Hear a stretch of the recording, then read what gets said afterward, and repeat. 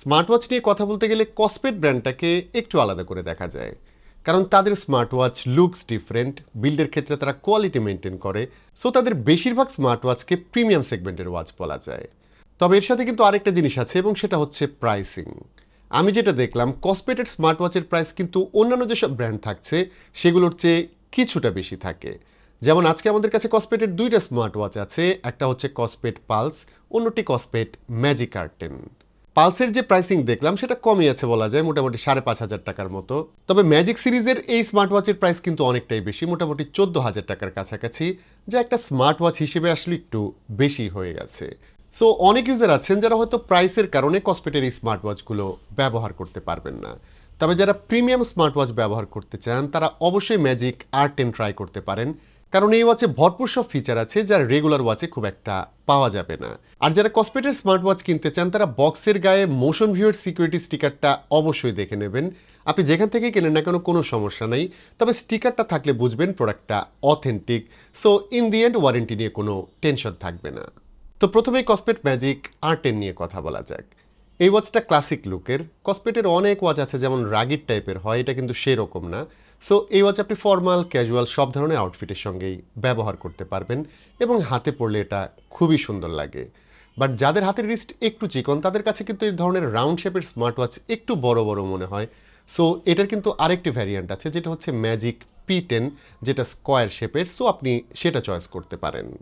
তো এই ঘড়িটা ক্লাসিক লুকের হলেও বিল্ডের ক্ষেত্রে এই ওয়াচ কিন্তু কসপেট তাদের স্ট্যান্ডার্ডটা ধরে রেখেছে।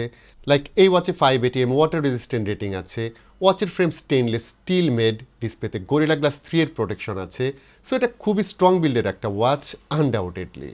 এটা নর্মাল পানিতে ইউজ করতে পারবেন, যদি ঘেমে টেমে যান সেক্ষেত্রেও কোনো সমস্যা নাই। আপনি এটা পরে সুইমিং পুলেও নেমে যেতে পারবেন, তবে সল্টি ওয়াটার মানে সমুদ্রের পানিতে এই ওয়াচটা ব্যবহার না করাই ভালো। এর সাথে যে স্ট্র্যাপটা থাকছে সেটা সিলিকন মেড। এই ওয়াচে কুইক রিলিজ আছে, সো যে কোনো 22 মিলিমিটার স্ট্র্যাপ এই ওয়াচের সঙ্গে ব্যবহার করতে পারবেন। তবে স্টক যে স্ট্র্যাপটা থাকছে সেটার কোয়ালিটি কিন্তু বেশ ভালো, যদিও অনেকেই আছেন যারা লেদার লাইক স্ট্র্যাপ পছন্দ করেন, সো তাদের জন্য কিন্তু অপশন থাকছে। ওয়াচের বেজেল একদমই ক্লিন, জাস্ট ওপরের দিকে ছোট একটা মার্কিং আছে। ডান দিকে থাকছে ক্রাউন যা দিয়ে ওয়াচটা নেভিগেট করা যাবে, এবং এর নিচে থাকছে একটি ডেডিকেটেড স্পোর্টস বাটন। ক্রাউনের রোটেশন নিয়ে যদি বলি এটা বেশ ভালো ছিল, স্ট্রং একটা ভাইব্রেশন পাওয়া যায় রোটেট করলে। তবে এটা প্রেস করার সময় খুব একটা টাইট ফিল পাওয়া যায় না, সো এটা আমার কাছে খুব একটা প্রিমিয়াম লাগেনি। ডিসপ্লে হিসেবে এই ওয়াচে থাকছে 1.43 ইঞ্চ অ্যামোলেড ডিসপ্লে, এটা খুবই শার্প একটা প্যানেল। পিপিআই ডেন্সিটি হচ্ছে 461, সো টেক্সট থেকে শুরু করে যে কোনো কিছু একদম ঝকঝকে লাগে দেখতে। এর সাথে এই ডিসপ্লে টাচ রেসপন্স একদমই অন পয়েন্ট। রিফ্রেশ রেট নিয়ে বলবো রিফ্রেশ রেট 60 হার্জের চেয়ে কিছুটা কম লাগে ইউজের ক্ষেত্রে। ইউআই এর সব জায়গায় কিন্তু আমি প্রপার 60 হার্জ ফিলটা পাইনি, তবে ভালো লাগলো এই ডিসপ্লেতে অটো ব্রাইটনেস ফিচার আছে। সো যে কোনো সিনারিওতে এটা নিজে থেকে ব্রাইটনেস অ্যাডজাস্ট করে নিতে পারবে। আর ব্রাইটনেস নিয়ে বলবো এই ডিসপ্লেতে 1000 নিটস পিক ব্রাইটনেস থাকছে, সো ডিরেক্ট সানলাইটেও ব্রাইটনেসটা ভালো ছিল। ইউআই যেটা থাকছে সেটা কিন্তু অন্যান্য স্মার্ট ওয়াচের মতোই, মানে এতে নতুন কিছু থাকছে না। এর মেনু সিস্টেম চেঞ্জ করা যাবে, ডান দিকে সোয়াইপ করলে উইজেট দেখা যাবে, বাম দিকে আছে নোটিফিকেশন সেন্টার, ওপরের দিকে থাকছে কুইক টগল এবং নিচে পাওয়া যাবে বিভিন্ন ধরনের আপডেটেড কার্ডস। কাস্টমাইজ করার জন্য এই ওয়াচে প্রচুর ওয়াচ ফেস পাওয়া যাবে এবং ওয়াচে অনেকগুলি ফেস আপনি ইনস্টল করে রাখতে পারবেন, এবং স্টোর থেকে অসংখ্য ফেস চাইলে ডাউনলোড করা যাবে, এবং এখান থেকে চাইলে অলওয়েজ অন ডিসপ্লের যেসব ফেস থাকছে সেগুলো ইনস্টল করা যাবে। আর ভালো বিষয় ছিল কিছু ফেসের যে কমপ্লিকেশন থাকছে সেটা চাইলে চেঞ্জ করা যাবে। কম্পানিয়ন অ্যাপ হিসেবে যেটা থাকছে সেটা হচ্ছে অ্যাপেক্স মুভ। অ্যাপটা খুবই সাজানো গোছানো, সো বোঝাই যায় কসপেট এই অ্যাপের ক্ষেত্রে একটু বেশি যত্ন নিয়েছে। অ্যাপ থেকে হেলথ বা ওয়ার্কআউটের ডাটা দেখা যাবে, এখান থেকে ওয়াচ আপনি কাস্টমাইজ করতে পারবেন। থার্ড পার্টি অ্যাপ ইন্টিগ্রেশন আছে এবং ওয়ার্কআউটের রুট এখান থেকে আগেই আপনি সিলেক্ট করতে পারবেন, সো আউটডোর রানিং বা ওয়াকিংয়ের ক্ষেত্রে এটা আপনাকে গাইড করবে। টকিং অ্যাবাউট রানিং, এই ওয়াচে কিন্তু ডুয়েল ব্যান্ড জিপিএস আছে, সো রানিং বা ওয়াকিংয়ের ক্ষেত্রে যে মেজারমেন্ট সেটার একদম পারফেক্ট রিডিং এই ওয়াচে পাওয়া যাবে।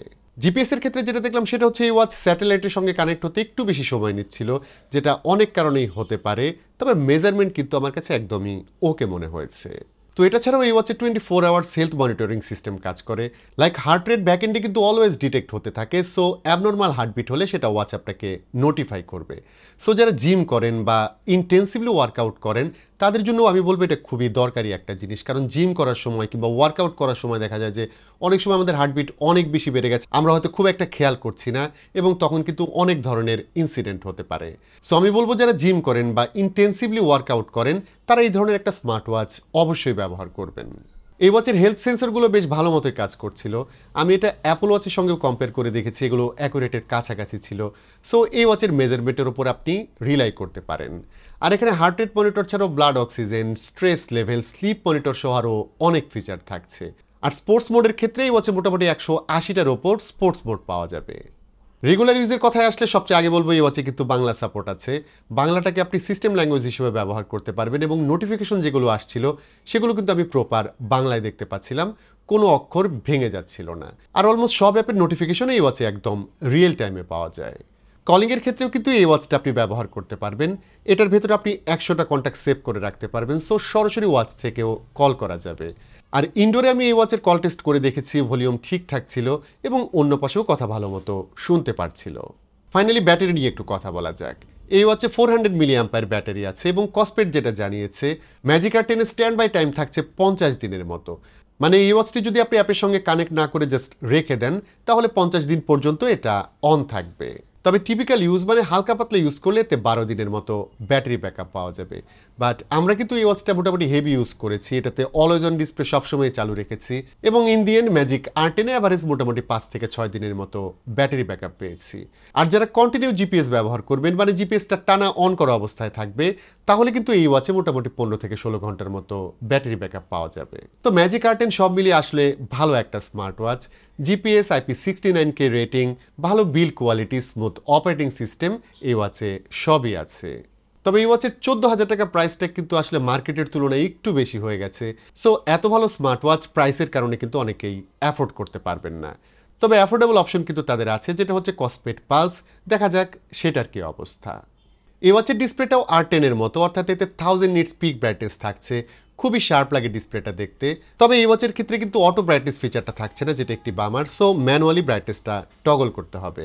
তবে টাচ রেসপন্স ভালো ছিল এবং এই ওয়াচের ক্ষেত্রেও ডিসপ্লেতে গরিলা গ্লাসের প্রোটেকশন আছে এবং এটার ক্ষেত্রেও রেস্ট ওয়ে খুব ভালো মতো কাজ করছিল এবং ডিসপ্লেতে অলওয়েজ অন ফিচারটা পাওয়া যাবে। বিল্ডের ক্ষেত্রে আর10 এর সঙ্গে কিন্তু এই ওয়াচের বড় একটি পার্থক্য থাকছে। আর10 যেখানে স্টেনলেস স্টিলের তৈরি সেখানে এতে আমরা পাচ্ছি অ্যালুমিনিয়াম অ্যালয় এবং ডিসপ্লের বেজেলটা যদি দেখেন সেটা কিন্তু বেশ উঁচু, সেটার মধ্যে এক ধরনের অ্যাকসেন্ট আছে যেটা অনেকের কাছে ভালো লাগবে, আবার অনেকের কাছে ভালো নাও লাগতে পারে। তবে যেটা সবার কাছে ভালো লাগবে সেটা হচ্ছে এই ওয়াচে IP68 রেটিং আছে। সো এটা বৃষ্টির পানিতে বা জিমে আপনি যখন ঘেমে যাবেন তখনও এটা আরামে ব্যবহার করতে পারবেন। ওয়াচটি নেভিগেট করার জন্য এটাতেও ক্রাউন থাকছে, তবে আর10 এর তুলনায় এই ওয়াচের যে ক্রাউনটা থাকছে সেটা আমার কাছে একটু বেশি ক্লিকি মনে হয়েছে। সো এটা ইউজ করা মোর স্যাটিসফাইং ছিল। তবে এইটাতে কিন্তু ক্রাউন ছাড়া অন্য কোনো বাটন পাওয়া যাবে না। স্পোর্টস বা হেলথ রিলেটেড যেসব ফাংশন থাকছে সেটা কিন্তু ম্যাজিক আর10 এর মতোই। তবে দুঃখের বিষয় এই ওয়াচে কিন্তু জিপিএস থাকছে না। সো ওয়ার্কআউটের ক্ষেত্রে আর10 এর মতো একদম অ্যাকুরেট মেজারমেন্ট যেটা সেটা হয়তো এটাতে পাওয়া যাবে না। এবং ম্যাজিক আর10 যেমন কম্পাস, আল্টিমিটার, ব্যারোমিটার ছিল এটাতে কিন্তু সেগুলোও পাওয়া যাচ্ছে না। তবে স্পোর্টস মোড হিসেবে এখানেও কিন্তু প্রচুর অপশন থাকছে, মোটামুটি 180টার ওপর ওয়ার্কআউট অপশন পাওয়া যাবে। হেলথ মেজারমেন্টের ক্ষেত্রে রিডিংসগুলি কিন্তু আমার কাছে মোটামুটি অ্যাকুরেটই মনে হয়েছে। কসপেটের সব ওয়াচে মোটামুটি ভালো রিডিংস পাওয়া যায় এবং এটার ক্ষেত্রে 24 আওয়ার্স হেলথ ট্র্যাকিং আছে। সো অ্যাবনর্মাল হার্টবিট নোটিফিকেশনও এটাতে পাওয়া যাবে। এছাড়াও ব্লাড অক্সিজেন, স্ট্রেস লেভেল বা স্লিপ ট্র্যাকিংও এই ওয়াচে করা যাবে। কলিং ফাংশন এই ওয়াচের ক্ষেত্রেও পাওয়া যাবে এবং আমরা টেস্ট করে দেখেছি কলিং সাপোর্ট ভালো পাওয়া যায়। এর স্পিকারটা বেশ লাউড ছিল এবং অন্যান্য নোটিফিকেশনের কথা যদি বলি, ফোনের যেসব নোটিফিকেশন সব কিন্তু এই ওয়াচে আপনি পেয়ে যাবেন এবং সেখানে কোনো ধরনের কোনো ডিলে ছিল না। ব্যাটারি হিসেবে এই ওয়াচে থাকছে 350 মিলি অ্যাম্পায়ার ব্যাটারি এবং ব্যাকআপের ক্ষেত্রে এটা মোটামুটি অ্যাভারেজ মনে হয়েছে। লাইক আমাদের ইন্টেন্সিভ ইউজের ক্ষেত্রে এটা মোটামুটি 5-6 দিন ব্যাটারি ব্যাকআপ দিতে পেরেছে। আর চার্জিংয়ের জন্য পেছনে থাকছে 2 পিনের একটি চার্জিং স্টেশন, যেখানে এই ম্যাগনেটিক চার্জারটা দিয়ে আপনি খুব সহজেই চার্জ করে নিতে পারবেন। আর এই ওয়াচটি ফুল চার্জ করতে মোটামুটি 2 ঘন্টার মতো সময় লাগে। তো যদি সাম আপ করি, কসপেট পালস বা ম্যাজিক আর10 দুইটাই স্মার্ট ওয়াচ হিসেবে একদমই সলিড জিনিস। তবে প্রাইসিংটা আমার মনে হয় একটু বেশি হয়ে গেছে, যা অনেকের জন্য অ্যাফোর্ড করা কিছুটা টাফ হবে। এই ধরনের অনেক স্মার্ট ওয়াচ আছে যেগুলোতে মোটামুটি সিমিলার ফিচার পাওয়া যাবে, সেগুলো কিন্তু আমাদের এখানে অনেকটা কম প্রাইসে পাওয়া যায়। সো কসপেট বাংলাদেশের প্রাইসিংটা আর একটু কনসিডার করলে আমার মনে হয় বেটার হতো। যাই হোক, আজকের ভিডিওটি এখানেই শেষ করতে হচ্ছে। সবাই ভালো থাকবেন, অনেক ভালো।